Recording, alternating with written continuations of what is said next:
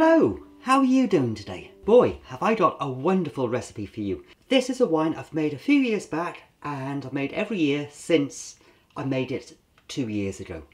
It is ginger and lemongrass wine. And yes, I am excited to show this recipe to you.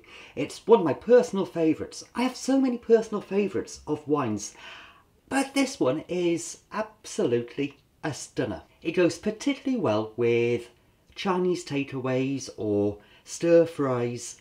It is a taste of the Orient in a wine bottle. I love this wine and I think you will as well. So, shall we get on with the recipe? Come on then. This recipe is for a 1 gallon batch, but I will put a link in the description to a 5 gallon batch.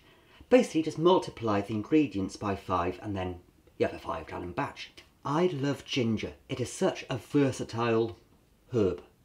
Is it a herb? It is a herb. I think it's a herb. So for this recipe, for the 1 gallon batch of ginger and lemongrass wine, all we need is 200 grams of root ginger.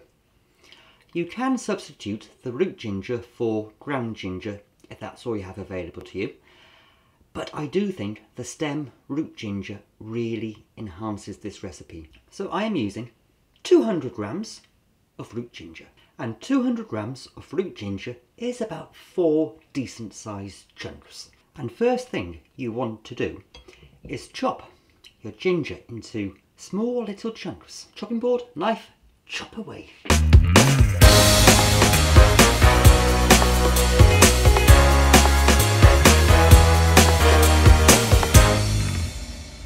With your ginger chopped up into little chunks, doesn't have to be too fine, but the smaller you get those chunks, the better and the more flavour it will emit. You want to put it into a big saucepan. Just pour it straight in, and then you want to grab your lemongrass. I really rate lemongrass. I don't use it often enough. And hopefully I can get some plants and I can start growing them here on Eday. As a pot plant, I don't think they will survive our winters outside. Unless they're in a pot. It's a plant. It does have a great place in wine making and mead making. For this recipe I am using 5 grams of lemongrass. You can use fresh, you can use dried. I'm using dried because unfortunately I don't have a plant of my own yet, but hopefully soon. You want to put your 5 grams of lemongrass into the same pot as your ginger. For some reason, ginger wine always turns out to be quite a strong wine. The ginger does release some potency to it. It's not that it's high in sugar, I think it's more so the flavour of the ginger. You sip it and it does remind you of a strong drink, whether it's high in ABV or just that flavour. And that is why ginger wine and ginger and lemongrass wine makes a brilliant winter's drink. You don't need much of it. It's ideal for cold winter's nights and long evenings. It's a sipping drink, not a glutton drink. You want to enjoy this. And as I said before, it goes really well with stir fries and Chinese meals. It goes well with honey and lemon chicken. It goes well with, oh, I'm fancying a Chinese takeaway now, which is a bit hard for me, but it goes really well. And that's why I normally try and make my ginger wines in winter. Because ginger is available all year round, I try and make seasonal wines as and when I can. And it does take about a year to mature. So this ginger and lemongrass wine I'm going to be making now, and it'll be ready for next autumn, next winter. Anyway, what else do you need to add, I hear you say? This wine really benefits from added tannin. So I like to add a tea bag to the pot. You can use tannin from a pot if you fancy, but I do try and keep my wines as natural as I can. I don't like extracted tannin. Or if you have trees around you, you can add a few oak leaves. They are very high in tannin. Next up, you want to add some lemon juice. You want to add about the juice of 1 whole lemon, or a very decent squirt of lemon juice in a bottle.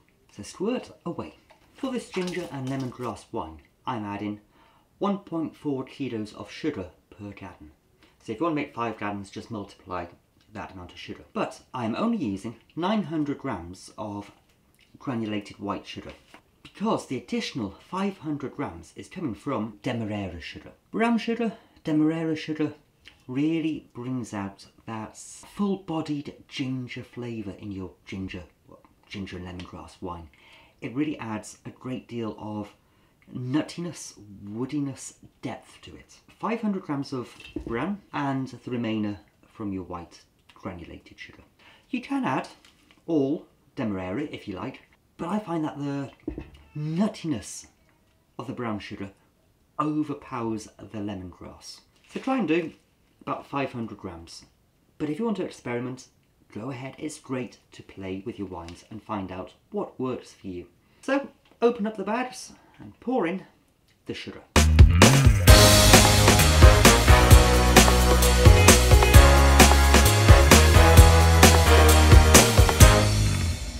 And now that the sugar has been added to your pots, I'm going to add a few additional spices. When I've made this wine previously, I have thought that it could do with a wee tad extra something to it. So I'm adding a shake of nutmeg, ground nutmeg, or grate your own. But nutmeg is something I really love. And I am also adding some cinnamon. I love cinnamon as well. All these additional extras you don't have to add, but I do think they really enhance the glass in your hand. So it's worth adding, in my opinion. The lemongrass, the ginger, the nutmeg, the cinnamon, that demerara sugar, they're all going to blend together and create this divine, full-bodied, rich, semi-sweet, delightful, delicious wine that I've always enjoyed drinking in the past and served my wife and my guests, and everyone seems to really love this recipe. So I really hope you do as well. I can't wait to do a taste test of this wine next year, next autumn, winter sometime. If you try it, let me know. And now you want to add your boiling water to your pot. So you want to pour over your boiling water, about 4 litres worth, into the saucepan. Kettle on, bring it to the boil and pour it over. Give it a good stir, and then you want to put it on top of your stove and bring to the boil and then simmer for an hour or thereabouts. Let those flavours merge and become friends. So let it bubble away, come to the near boil, and then simmer. I'm going to go prepare dinner for everyone, and I'll be back very soon. And then, once you've fed your family and your ginger and lemongrass wine has been simmering away for a good 45 minutes or so, you want to pour it into your fermentation buckets. I only ever seem to stick with the 5-gallon buckets. It's all I use because I don't tend to make many 1-gallon batches unless I'm trying to explain a recipe that I think everyone would want to make, i.e. a 1-gallon batch, and then multiply up. So go and sterilise your buckets and then simply pour the liquid into your fermentation buckets. So I'm going to allow this to cool down to room temperature, and then I'll be adding the yeast. The yeast, fantastic stuff yeast is, I love it.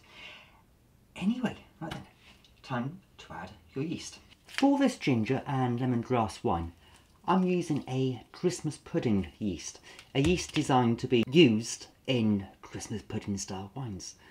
I think it goes really well with the ginger, the lemongrass and all those other spices added to it. But you can use any yeast you want to. Ideally a wine yeast, but a bread yeast would work, may not be as effective, or bring out those wine flavours. It would taste more like a Christmas pudding, really, with a bread yeast. Some yeasts you need to dehydrate before you add them. Others you can just sprinkle on the surface. And they normally say on the instructions, just follow the directions given on your pot of yeast. So open it up and pour in your yeast. Next step is to let this stand for a week. Let the ginger and lemongrass in there. Infuse that liquid. Let it become best mates. Let it stand and become delicious. Keep it in a warm place. Stir daily. Keep the lid on, but keep on stirring every day. And just mix up all those flavours. And give it a week, and I'll see you in a week's time A week has passed and I've been stirring the ginger and lemongrass wine every day. It's fermenting really well, it's bubbling up, it's all merging together, and the aroma it's given off is superb, sublime. This is such a delicious and wonderful wine. It's glorious. Anyway, next step of the recipe, pour the liquid through a colander, through a sieve, into another pot to catch all of those wonderful chunks of ginger and the lemongrass sticks and that tea bag. And simply now you want to pour in this liquid into your clean and sanitised demijohn. It's one I prepared earlier. So grab yourself your funnel and pour in your liquid. Awesome job. This is looking and smelling so good. So the next thing we need to do is to fit an airlock and set this aside in a warm place and let it ferment right the way out. Then we can back sweeten it if we decide we want something a bit sweeter than the actual wine makes. And then let it mature out for about a year until next autumn or winter. This wine is well and truly worth making. So we're going to let this stand and mature, and I'll do a taste test of it in a year's time or thereabouts. So in the meantime, why don't you check out some more of my videos up by here, and I'll see you all really soon with some more wine videos. Have fun now. Bye bye.